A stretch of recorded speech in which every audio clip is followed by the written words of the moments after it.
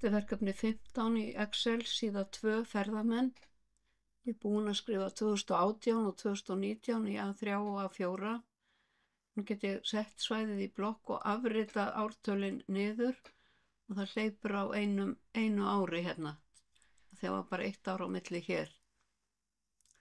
Síðan ætla ég að útbúa myndrit og setja þetta svæði hér í blokk og fer í insert. Fer hérna í súluritin og vel þetta hér. Ég er með myndriti valið og ég ætla að fara hérna í Chart Design og Select Data. Smelli hér á Edit hægra megin í glugganum og dreg yfir ártölin. Þá fæ ég ártölin hér á vinstri ásnum.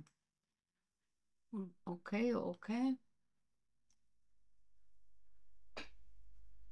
Síðan ætla ég að velja útlit á myndriti sem sýnir gildi í súlum. Sjálfgefið hér gildi tölurnar í súlunum. Og nú ætla ég að skrifa fyrirsögn hérna í Chart Title.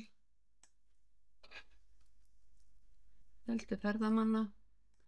Við ætla að setja ramma utan myndritið. Hérna. Og minnka bil á milli súluna.